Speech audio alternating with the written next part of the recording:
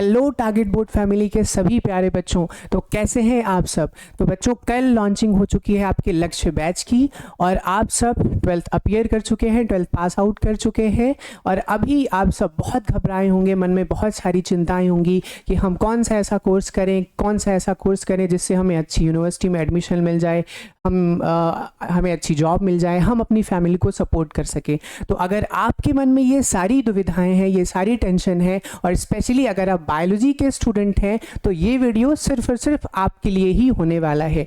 बच्चों जैसा कि आप सब जानते हैं, हम 12th अपीयर कर चुके हैं और अब हमें अपने यूनिवर्सिटी में ग्रेजुएशन के लिए क्या करना है, एडमिशन लेना है। तो हम सबको एक एग्ज़ाम देना पड़ता है यूनिवर्सिटी के लिए जिसको कहते हैं हम CUET। ठीक है, CUET का फुल फॉर्म क्या है, कॉमन यूनिवर्सिटी एंट्रेंस टेस्ट। ठीक है, पहले ये एग्ज़ाम अलग अलग यूनिवर्सिटीज़ कराती थी, JNU का अलग होता था, बनारस हिंदू यूनिवर्सिटी का अलग होता था, BHU का अलग होता था, इलाहाबाद यूनिवर्सिटी का अलग होता था। लेकिन अभी क्या हुआ है कि सारी यूनिवर्सिटीज़ इकट्ठे मिलकर के एक एग्ज़ाम कंडक्ट कराती हैं जिसको हम कहते हैं कॉमन यूनिवर्सिटी एंट्रेंस टेस्ट। ये NTA का लोगो है, आपको यहाँ पर दिख रहा होगा।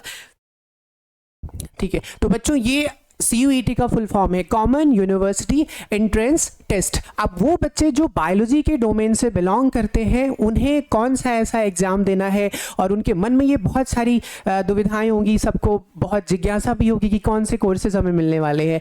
तो बिल्कुल आपका इंतज़ार खत्म हो रहा है और अभी मैं आपको यहाँ पर बायोलॉजी डोमेन के सभी बच्चों के लिए डिटेल सिलेबस, कोर्सेज और वो सारी चीज़ें जो आपको ग्रेजुएशन में मिलने वाली हैं और उसके बाद लास्ट का जो पार्ट है जिसमें आपको प्लेसमेंट के बारे में जानकारी दी गई है वो भी मिलने वाला है।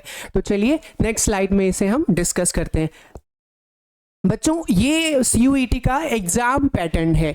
अगर आप बायोलॉजी डोमेन से बिलोंग करते हैं या किसी भी डोमेन से हैं, डोमेन में क्यों कह रहा हूँ, डोमेन जैसे आपने अपना क्लास 12th बायोलॉजी से किया है तो आपका बायोलॉजी का डोमेन हो जाएगा। अगर आपने मैथ्स से किया है तो आपका मैथ्स का डोमेन हो जाएगा। अगर आपने कॉमर्स में किया है या आर्ट्स में किया है तो आपका ह्यूमैनिटी या कॉमर्स का डोमेन हो जाएगा। तो डोमेन मतलब आपका वो पर्टिकुलर सब्जेक्ट, वो विशेष सब्जेक्ट जिससे आपने क्लास 12th अपीयर किया है, पास किया है। ठीक है, तो CUET का एग्ज़ाम जो है उसको हमने उसमें ये जो एग्ज़ाम पैटर्न है उसको 3 पार्ट्स में डिवाइड किया गया है। तो सबसे पहला पार्ट जो है आपका वो है लैंग्वेज यानी भाषा का पार्ट, है ना। भाषा में आपके पास में वैसे तो बहुत सारी लैंग्वेजेस हैं, 19 लैंग्वेज हैं, लेकिन हमें यहाँ पर 2 लैंग्वेज से मतलब है ना, हिंदी और अंग्रेजी।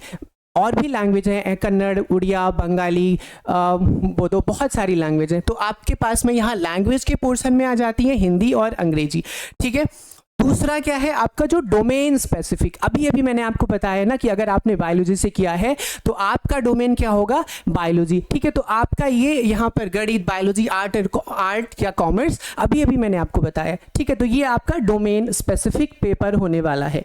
ठीक है, तीसरा पेपर आपका हो रहा है जर्नल टेस्ट का। जर्नल टेस्ट या जर्नल एबिलिटी टेस्ट भी कहते हैं। इसमें क्लास 8 से लेकर के 10 तक की मैथ्स और करंट अफेयर्स जो कि हाल ही में 5 या 6 महीने की जो है वो पूछी जाती है। ठीक है, तो ये सब भी आप कर लेंगे। जर्नल टेस्ट बहुत डिफिकल्ट नहीं होता है, डोमेन जो आपने क्लास 12th में पढ़ा है उसी से आना है और लैंग्वेज जो है भाषा के सामान्य से प्रश्न आने हैं इसमें। ठीक है, यहाँ तक क्लियर है, कोई डाउट। ठीक है, आगे बढ़े। ओके, तो नेक्स्ट ये आपका बायोलॉजी का सिलेबस है जो आपको CUET में पढ़ना है। बच्चों वही सिलेबस है ये जो आपने क्लास 12th के बायोलॉजी में अभी आप एग्जाम दे करके आए। यहाँ मेरे पास में पूरी लिस्ट है। देखिए, सबसे पहला जो है जीवों में जनन, है ना। दूसरा क्या है,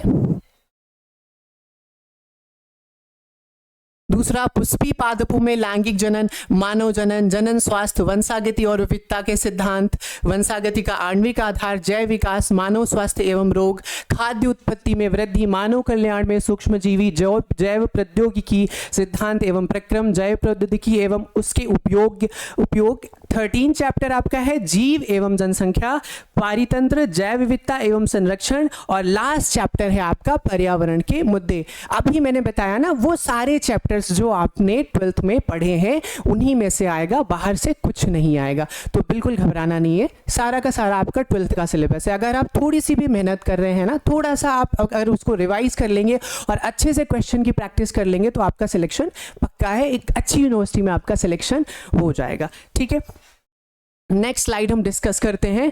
तो यहाँ पर आपको कोर्सेज कौन कौन से मिलने वाले हैं, है ना। तो देखिए, हर यूनिवर्सिटी के अपने अलग अलग डिसिप्लिन है ना। हर यूनिवर्सिटी अपना सब्जेक्ट और कोर्स अलग अलग कराती है, लेकिन आपके समझने के लिए मैंने यहाँ पर इसको 3 पार्ट्स में डिवाइड किया है ना। बहुत ध्यान से समझिएगा इसको। तो सबसे पहला एक मैंने यहाँ पर जनरल डिग्री ले रखी है, जो अगर आपके कट ऑफ में मार्क्स कम आते हैं या आपका नॉर्मल पेपर होता है तो ये आपको जनरल डिग्री मिलती है, जिसको हम कहते हैं बीएससी इन लाइफ साइंसेस। ठीक है, क्लियर है, बीएससी इन लाइफ साइंसेस। इसमें आपको क्या क्या पढ़ना होगा? जूलॉजी, जंतु विज्ञान, दूसरा बॉटनी, वनस्पति विज्ञान, और तीसरा केमिस्ट्री। ये ऑप्शनल होता है, आप लास्ट ईयर में छोड़ते हैं या पढ़ते हैं, ये आपके ऊपर डिपेंड करता है। तो मेजरली आपको 3 चैप्टर पढ़ने होते हैं। पहला क्या है? जूलॉजी, जंतु विज्ञान, वनस्पति विज्ञान और केमिस्ट्री। इन 3 सब्जेक्ट में आपको बीएससी, है ना, बीएससी करके आपको डिग्री मिलती है बीएससी इन लाइफ साइंसेस की। ठीक है, ये एक नॉर्मल डिग्री हो गई। दूसरी डिग्री कौन सी है? दूसरी है हॉनर्स कोर्सेज या हॉनर्स की डिग्री। बच्चों, वो बच्चे जिनको अपने अपने ही सब्जेक्ट में उसी से रिलेटेड कोई अच्छा स्पेशलाइजेशन करना है, आपको अगर रिसर्च में जाना है, तो वैसे कोर्सेज जो हैं वो आपको हॉनर्स डिग्री में करने होते हैं, और ये हॉनर्स डिग्री आपको उस रिसर्च के लिए प्रोवाइड की जाती है। तो इसमें देखिए, सबसे पहला क्या है? जूलॉजी हॉनर्स, मतलब जंतु विज्ञान में अगर आप ग्रेजुएशन करते हैं तो आपका क्या होगा? Zoology honours, BSc in zoology honours. ठीक है, दूसरा है बॉटनी हॉनर्स। ठीक है, सेम अभी मैंने बताया आपको, बॉटनी हॉनर्स। और तीसरा है एंथ्रोपोलॉजी। वैसे तो बहुत सारे हॉनर्स कोर्सेज हैं जो आप यूनिवर्सिटीज़ प्रोवाइड कराती है, लेकिन ये 3 टॉप यूनिवर्सिटी के कोर्सेज हैं जो आपको मैंने बताए हैं समझाने के लिए। ठीक है, तीसरा और सबसे ज़रूरी, इस समय इसकी बहुत डिमांड है, वो है अप्लाइड कोर्सेज। अब ये अप्लाइड कोर्सेज क्या है? तो इसमें देखिए, अप्लाइड कोर्सेज वो होते हैं जिसमें जैसे कि जो मार्केट की डिमांड होती है ना, उसी डिमांड के चलते उन कोर्सेज को करके हम उसी पर्टिकुलर डोमेन में हमें जॉब मिल जाती है, हमें प्लेसमेंट मिल जाता है। जैसे अभी इस समय आर्टिफिशियल इंटेलिजेंस और डेटा साइंस का ज़माना है, तो बहुत सारे आईआईटीज़ हैं, एनआईटीज़ हैं, अपना कोर्स कराती हैं ना, इंटर्नशिप कराती हैं, और वो इंटर्नशिप करने के बाद आपको जॉब मिल जाती है। तो इसी तरीके से अप्लाइड कोर्सेज होते हैं। तो सबसे पहला इसमें कोर्स है बीएससी इन माइक्रोबायोलॉजी। माइक्रोबायोलॉजी, इसमें आपको जीवाणुओं के बारे में पढ़ना होता है। ये अगर आप कर रहे होते हैं तो आपको डेयरी इंडस्ट्री में, फूड इंडस्ट्री में आपको ईजिली जॉब मिल जाती है। इसमें आप जीवाणुओं का कल्चर किस तरीके से बनाया जाता है, उनका हम इंडस्ट्री में कैसे यूज़ करते हैं, वो सारी चीज़ें देखते हैं।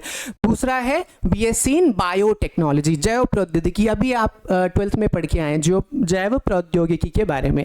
तीसरा है बायोलॉजिकल साइंसेज या बायो साइंसेस। बच्चों, ये लाइफ साइंसेस के जैसा ही कोर्स होता है, लेकिन दिल्ली यूनिवर्सिटी में क्या है कि उन्होंने अपना एक अलग इसका डोमेन बनाया हुआ है, अपना एक अलग कोर्स बनाया हुआ है, इसलिए वो उसको ये बायोलॉजिकल साइंसेस कहते हैं। जैसे दिल्ली यूनिवर्सिटी का मैं एग्जांपल देता हूँ, देशबंधु कॉलेज, शहीद भगत सिंह कॉलेज, तो वहाँ पर क्या होता है, वहाँ पर ये लाइफ साइंसेस को बायोलॉजिकल साइंसेस कहते हैं।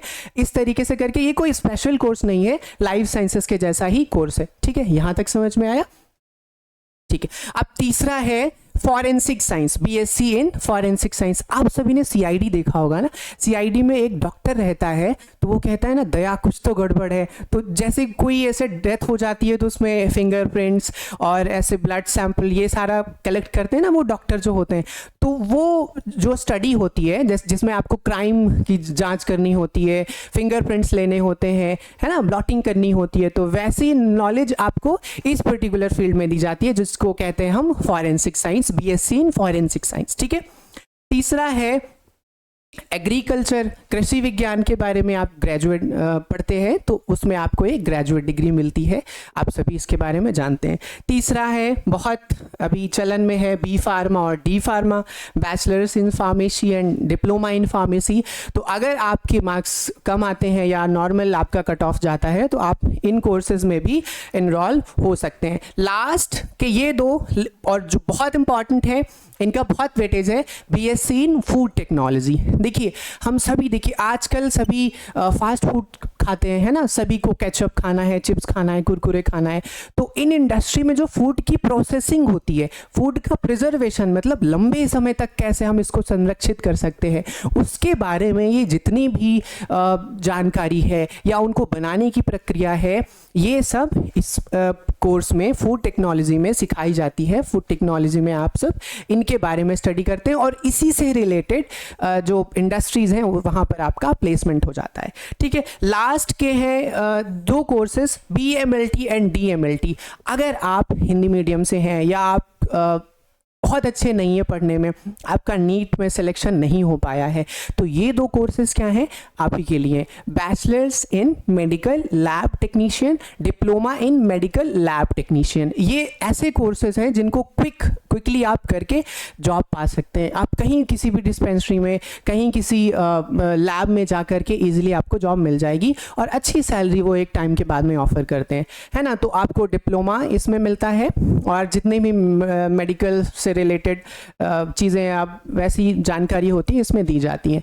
ठीक है, तो ये सारे कोर्सेज थे बच्चों। अब आप ये सोच रहे होंगे सर आपने इतना तो बता दिया, हम ये कोर्सेज कर लें, ये कोर्सेज कर लें और इस तरीके से करके हमें क्या मिलेगा और इसकी कट ऑफ क्या रहती है ना। तो आइए इसके बारे में भी हम डिस्कस करते हैं। बच्चों आपको जो पढ़ना है ना CUET के लिए, वो ये आपका सब्जेक्ट का कॉम्बिनेशन है। मैंने अभी भी बताया आपको और ये बार बार मैं कह रहा हूँ, जो आपने 12th में पढ़ा है फिजिक्स, केमिस्ट्री, बायोलॉजी, वही आपको CUET के लिए भी पढ़ना है। और अगर आप थोड़ा सा अपना कंसंट्रेशन देते हैं तो आपके अच्छे मार्क्स आएंगे। और बेसिक कट ऑफ इसका क्या जाता है, वैसे हर यूनिवर्सिटी का अलग अलग कट ऑफ है। दिल्ली यूनिवर्सिटी का अलग है, बनारस हिंदू यूनिवर्सिटी का अलग कट ऑफ है, JNU का अलग कट ऑफ है। लेकिन मैंने एक सबको इकट्ठा करके जो एक एनालिसिस की उसकी, तो मुझे ये मिला कि जो जितनी भी यूनिवर्सिटीज़ हैं उन सब का कट ऑफ जो है वो 85% से लेकर के 98% तक जाता है। इससे इतना, ये आइडियल सिचुएशन है ना। मतलब ये एक ऐसा उदाहरण है कि अगर आप इसके बीच में आता है तो आपका किसी अच्छी यूनिवर्सिटी में सिलेक्शन हो जाता है। बच्चों वैसे यूनिवर्सिटीज़ और भी हैं, ये अभी आगे मैं डिस्कस करूंगा इसके बारे में। तो अगर आपके इतने मार्क्स आते हैं तो आपका सिलेक्शन अच्छी यूनिवर्सिटीज़ में पक्का है। अभी मैंने आपको कोर्सेज के बारे में बताया, सिलेबस के बारे में बताया। अब आप ये सोच रहे होंगे कि कौन सी यूनिवर्सिटी से हम करें, तो उसके बारे में भी हम डिस्कस कर रहे हैं। ठीक है, तो बच्चों ये कुछ यूनिवर्सिटीज़ के नाम हैं, कुछ विश्वविद्यालय के नाम हैं, भारत की टॉप मोस्ट यूनिवर्सिटी हैं जहाँ पर अच्छे अच्छे कोर्सेज होते हैं। जैसे सबसे पहला और हम सब का फेवरेट क्या है, बनारस हिंदू यूनिवर्सिटी। तो इसमें कौन कौन से कोर्सेज कराए जाते हैं, देखिए इसमें BSc in industrial microbiology, agriculture, life sciences and जितने भी हॉनर्स कोर्सेज अभी मैंने आपको बताया, honours, zoology honours, botany honours और भी बहुत सारे। ठीक है, BTech इन डेयरी साइंसेस, ये बहुत अच्छा कोर्स है BHU का। वेटरनरी डेवलपमेंट, मतलब जो पशुपालन या इसमें थोड़ा इंटरेस्ट रखते हैं, जिनको इसके बारे में कुछ ना कुछ करना है, तो BHU का ये कोर्स बहुत अच्छा है। उसमें भी आप एक अच्छे मार्क्स ला करके एडमिशन ले सकते हैं। दूसरा है जवाहरलाल नेहरू यूनिवर्सिटी, बहुत अच्छी यूनिवर्सिटी है, सभी का सपना होता है यहाँ जाने के लिए। तो इनके कोर्सेज क्या है, BSc in life sciences, environmental sciences, biotechnology. और इन दोनों कोर्सेज के लिए तो यहाँ पर एक अलग से डिपार्टमेंट भी है, school of environmental sciences and biotechnology का डिपार्टमेंट। तो इन दोनों कोर्सेज के लिए JNU बेस्ट है, बहुत अच्छा है। और मैं ये रेकमेंड करूँगा आपको कि आप सभी ऐसे ही कोर्सेज ऐसी यूनिवर्सिटीज़ से करें। तीसरा है दिल्ली यूनिवर्सिटी, तो यहाँ पर जो कोर्सेज आपको मिलने वाले हैं वो है BSc in life sciences, environmental sciences, biotechnology, bio sciences, biological sciences and और भी बहुत सारे। तीसरी है जामिया मिल्लिया इस्लामिया। इसका कट ऑफ बहुत ज़्यादा नहीं जाता है, अगर थोड़ी सी मेहनत आप करते ना तो आपका सिलेक्शन हो जाता है इसमें। तो ये है आपका BSc in life sciences, environmental sciences, biotechnology, bio sciences and biological sciences. तीसरा है अलीगढ़ मुस्लिम यूनिवर्सिटी, इसमें आपको ऑनर्स कोर्सेस मिल जाते हैं, life sciences, BSc in life sciences मिल जाता है। और इधर आपका नेक्स्ट आता है इलाहाबाद यूनिवर्सिटी, तो इसमें आपको बीएससी लाइफ साइंसेस मिलता है। बायोटेक्नोलॉजी इनके यहाँ पर एमएससी में है, बीएससी में शायद नहीं है, अभी तक तो मुझे कोई इन्फॉर्मेशन ऐसी नहीं मिली है। और यहाँ नेक्स्ट जो यूनिवर्सिटी है आपके बिहार की ही है, central university of south Bihar. तो इनके यहाँ फार्मेसी के कोर्सेज होते हैं और graduate diploma graduate courses life sciences में दिए जाते हैं। ठीक है, तो ये थोड़ी बहुत इन्फॉर्मेशन रही आप सभी के बारे में, आपकी यूनिवर्सिटीज़ के बारे में। अच्छा, एक बहुत इम्पॉर्टेंट चीज़ मैं आप सभी को ये रेकमेंड करूँगा कि जो लाइफ साइंसेस का कोर्स है ना उसको आप ना लें तो ठीक है ना। इन तीनों के मुकाबले ये जो अप्लाइड कोर्स है ना वो बहुत अच्छा है। अगर आपके थोड़े से अच्छे मार्क्स आते हैं तो आप कोशिश करिएगा कि इनमें से कोई एक ऐसा कोर्स आपको मिल जाए, अप्लाइड कोर्सेज। मैं क्यों ऐसा कह रहा हूँ, क्योंकि अप्लाइड कोर्स करने के बाद में आपके प्लेसमेंट के चांस, जॉब के चांसेस बढ़ जाते हैं। और अगर आप ऐसे कोर्सेज कर रहे हैं ना तो आपका कहीं ना कहीं सिलेक्शन तो पक्का है और आप जल्दी से आत्मनिर्भर बन सकते हैं, अपनी फैमिली को सपोर्ट कर सकते हैं। वैसे ये लाइफ साइंसेस का कोर्स भी बुरा नहीं है, लेकिन इसमें जॉब में थोड़ी सी प्रॉब्लम होती है। लेकिन अप्लाइड कोर्सेज में आपको ईजिली जॉब मिल जाती है, उसमें प्लेसमेंट बहुत अच्छी मिलती है हमें।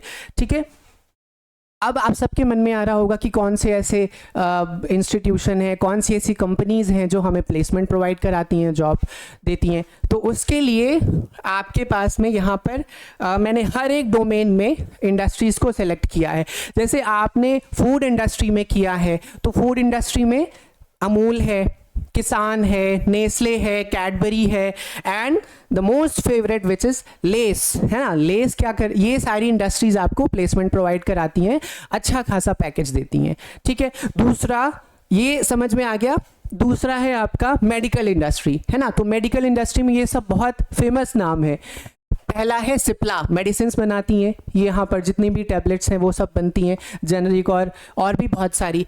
और ये दूसरा है मेदांता, बहुत बड़ा हॉस्पिटल है, अच्छी खासी जॉब मिल जाती है। हाँ, एक चीज़ और, अगर आपने लाइफ साइंसेस में भी किया है ना ग्रेजुएशन, तब भी मेदांता आपको जॉब ऑफर करता है। ठीक है, तीसरा है Apollo pharmacy and Apollo hospital. अगर आपका डीएमएलटी बीएमएलटी है या आपका बी फार्मा है तो अपोलो जो अपनी डिस्पेंसरी में भी जॉब देता है, और दूसरा क्या है कि वो हॉस्पिटल में भी जॉब देता है आपकी डिग्री को देखते हुए। तीसरा यहाँ पर है मेडिमिक्स, ये आयुर्वेदिक कंपनी है, और ये है मैनकाइंड। ये सारी इंडस्ट्रीज़ जो हैं वो मेडिकल इंडस्ट्रीज़ हैं। अगर आपके पास में ऐसे कोर्सेज हैं तो आपको अच्छी जॉब देती हैं। ठीक है,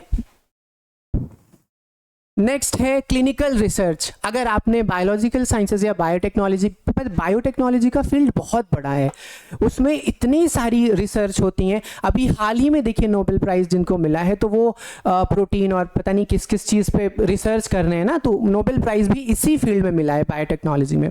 तो ये क्लिनिकल रिसर्च की टॉप मोस्ट इंडस्ट्रीज़ हैं, ये लैब्स हैं। जैसे पहला है काइमेरा, ये ट्रांसप्लांट की लैब है, मतलब जैसे हार्ट ट्रांसप्लांट या ऑर्गन ट्रांसप्लांट, ये सारी चीज़ें यहाँ पर होती हैं। दूसरी है फिक्की, और चौथी ये तीसरी आपके पास में है वरदान एनवायरो लैबोरेटरी LLP, है ना। ये ऐसी इंडस्ट्रीज़ हैं जो आपको अच्छी जॉब प्रोवाइड कराती हैं आपकी डिग्री को देखते हुए। तो मेरा यही सजेशन है, आप सब खूब मेहनत करिए, अच्छे से पढ़ाई करिए, ताकि आपका सिलेक्शन जो है अच्छी यूनिवर्सिटी में हो, और साथ ही साथ आप जल्दी से आत्मनिर्भर बने और अपने मम्मी पापा का नाम रोशन करें। तो इसी के साथ मिलते हैं आपको नेक्स्ट क्लास में। Thank you very much, God bless you.